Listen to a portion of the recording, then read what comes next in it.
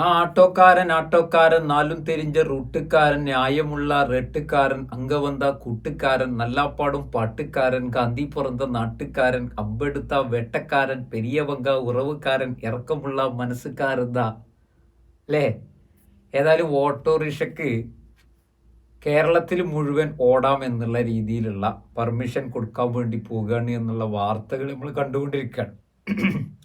അപ്പൊ ഇന്നലെ മീഡിയ വണ്ണിന്റെ ചാനലിൽ വന്നിട്ട് ചില ഓട്ടോ തൊഴിലാളികൾ സുഹൃത്തുക്കൾ പ്രതികരിക്കുന്നത് കണ്ടു. അപ്പൊ ആ പ്രതികരണത്തിൽ ഇവര് അതിനെക്കുറിച്ച് കൃത്യമായ ഒരു ബോധമില്ലേ എന്ന് തോന്നിപ്പോയി. പല ആളുകളും അതിനെ സ്വാഗതം ചെയ്യുന്നുണ്ട്, പല ആളുകളും അത് വേണോ എന്നുള്ള ഒരു ആശങ്കയിൽ നിൽക്കുന്നുണ്ട്. യഥാർത്ഥത്തിൽ നിങ്ങൾ നല്ലോണം ഞാൻ മനസ്സിലാക്കുന്നത് ഓട്ടോ വിഭാഗം എന്ന് പറഞ്ഞു കഴിഞ്ഞാൽ അത് ചില്ലറ സംഭവമൊന്നുമല്ല. കേരളത്തിൽ അത്യാവശ്യം നല്ല അവരുടെ ഒരു വിങ് തന്നെ പ്രവർത്തിക്കുന്നുണ്ട്.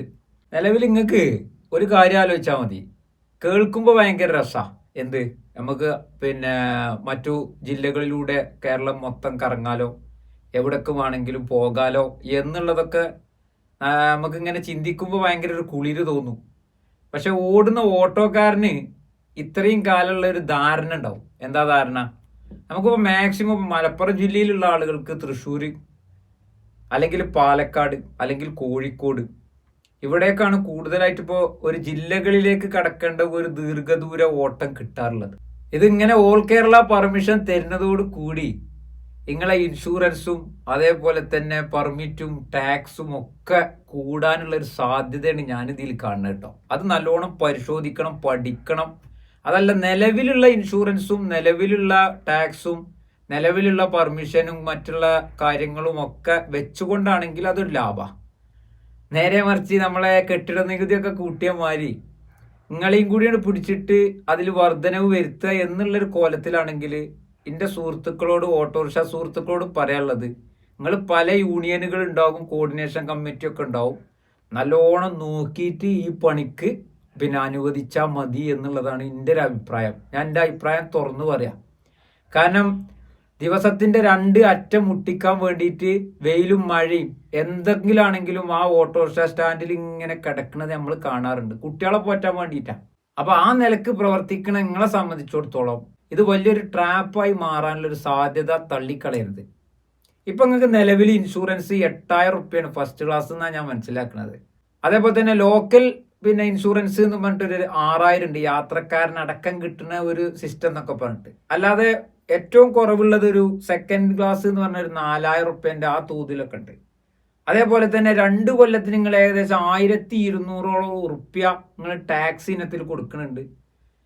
പിന്നെ 2015 ബാക്കിലേക്കുള്ള വണ്ടിയാണെങ്കിൽ വർഷാവർഷം നിങ്ങൾ റിന്യൂ ചെയ്യാനും അത് അല്ലാത്ത 2 വർഷമാകുമ്പോൾ റിന്യൂ ചെയ്യാനും ഒക്കെ ഉള്ള കുറെ സിസ്റ്റങ്ങൾ നിങ്ങൾക്കൊക്കെ ഉണ്ട്.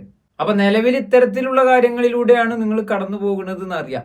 അപ്പൊ അതിനേക്കാൾ അപ്പുറത്തേക്ക് ഇൻഷുറൻസ് ഒക്കെ കൂട്ടിക്കഴിഞ്ഞാലേ ഇപ്പൊ ഈ 4000 ഉള്ളത് ഒരു 9000 10000 ഒക്കെ ആക്കി മാറ്റുന്ന ഒരു സിസ്റ്റം വന്നാൽ നിങ്ങളൊന്ന് ആലോചിച്ച് നോക്കി, ഈ സംസ്ഥാനത്ത് മൊത്തം വലിയ രീതിയിലൊരു ഓട്ടം നമുക്കിപ്പോൾ പോകണമെന്ന് വിചാരിക്കുക ഒരാള്, എന്തായാലും അതിന് ഓട്ടോറിക്ഷ ആശ്രയിക്കുമെന്ന് ഞാൻ കരുതുന്നില്ല. ഈ കാറ് പോലെയുള്ള ടാക്സികളെ ആശ്രയിക്കും, അല്ലെങ്കിൽ ബസ്സിന്. ഓട്ടോറിക്ഷക്ക് അത്രയും ദീർഘദൂരം പോകും എന്നുള്ളത് ഒരിക്കലും കരുതുന്നില്ല എന്നുള്ളതാണ് ഞാൻ മനസ്സിലാക്കുന്നത്. അത് കൂടുതലായിട്ട് അത്തരത്തിലുള്ള ഓട്ടങ്ങളെ ഉപയോഗപ്പെടുത്താൻ കഴിയില്ല. അത് നിങ്ങൾക്കും ബോധ്യമുള്ള ഒരു സംഗതിയാണ്. നേരെ മറിച്ച് അടുത്ത ജില്ലകളിലേക്ക് പ്രവേശിക്കാം, അതിന് കുഴപ്പമൊന്നുമില്ല എന്ന് പറഞ്ഞുകൊണ്ടോ അല്ലെങ്കിൽ സംസ്ഥാനം മുഴുവൻ പോകാമെന്ന് പറഞ്ഞുകൊണ്ടുള്ള പെർമിഷൻ തന്നുകൊണ്ട് ഇതിലൊന്നും കൂടുതൽ വരുത്താതെ, അതായത് ടാക്സി ഇൻഷൂർ കാര്യങ്ങളിലൊന്നും കൂടുതൽ വരുത്താതെ ആണെങ്കിലും ഓക്കെ. മാത്രമല്ല, ഇതിനൊക്കെ അംഗീകാരം കൊടുത്തത് ഒരുപാട് എതിർപ്പുകളെ മറികടന്നുകൊണ്ടാണ്. ഹൈവേയിലേക്ക് കടന്നാൽ ഈ വണ്ടി യാത്രാ യോഗ്യമായ ഒരു സിറ്റുവേഷൻ അല്ല, അപകട സാധ്യത ഉണ്ട്, സീറ്റ് ബെൽറ്റ് ഇല്ല. മാത്രമല്ല, വലിയ വലിയ വാഹനങ്ങൾ പോകുന്ന ഹൈവേയിലൂടെ ഇത് കൊണ്ടുപോകാൻ കഴിയാത്തൊരവസ്ഥയുണ്ട് എന്നൊക്കെ പറഞ്ഞുകൊണ്ട് അതിൻ്റെ അപകടകരമായ സാധ്യതകളെ കുറിച്ച് പറഞ്ഞിട്ടും അതൊക്കെ മറികടന്നുകൊണ്ടാണ് ഈ ഇത്തരം പെർമിഷൻ നൽകുന്നത് എങ്കിൽ അതിൻ്റെ ഒരു കൂർമ്മ ബുദ്ധി നിങ്ങളുടെ നേരെ ഇടുത്തിയായി വീഴുന്നത് നിങ്ങൾ നല്ലോണം ശ്രദ്ധിച്ചോളിയും എന്നുള്ളതാണ് ഞാൻ ഈ അവസരത്തിൽ ഓർമ്മപ്പെടുത്തുന്നത്. പിന്നെ ഇപ്പോൾ പ്രൈവറ്റ് ഓട്ടോറിക്ഷ, ഒരു വീട്ടിലേക്ക് ഒരു ഓട്ടോറിക്ഷ വാങ്ങി പ്രൈവറ്റ് ആക്കി അവിടെ വെച്ചാൽ കേരളം മൊത്തം ഓടുന്നതിന് പണ്ട് മുതലേ ഒരു കുഴപ്പമില്ല.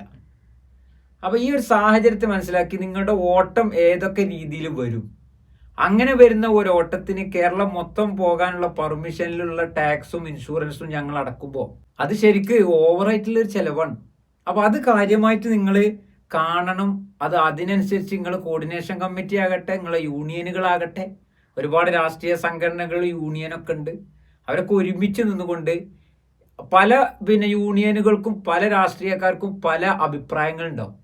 നേരെ മറിച്ച് നിങ്ങളെ കുടുംബത്തിന് വേണ്ടിയിട്ട് രാവന്തിയോളം അല്ലെ രാവും പകലും ഇതിന്റെ ആശ്രയിച്ചുകൊണ്ട് മുന്നോട്ട് പോകുമ്പോൾ അതിലേക്ക് വലിയൊരു പ്രതിസന്ധി നിങ്ങൾ നേരിടാൻ പാടില്ല.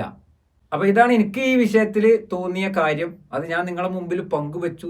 ഇതുമായി ബന്ധപ്പെട്ട് മന്ത്രി ഗണേഷ് കുമാറിന്റെ പ്രഖ്യാപനങ്ങളും കാര്യങ്ങളൊക്കെ വരുമെന്നുള്ളതാണ് പ്രതീക്ഷിക്കുന്നത്. അത് ഓട്ടോ തൊഴിലാളികൾക്ക് ഉപകാരപ്രദമാകുന്ന രീതിയിലാകട്ടെ എന്ന് ആത്മാർത്ഥമായി ആഗ്രഹിച്ചുകൊണ്ട്, അങ്ങനെയാണ് ഉണ്ടാവേണ്ടത് എന്നുള്ളത് അറിയിച്ചുകൊണ്ട് നിർത്തുന്നു. നന്ദി.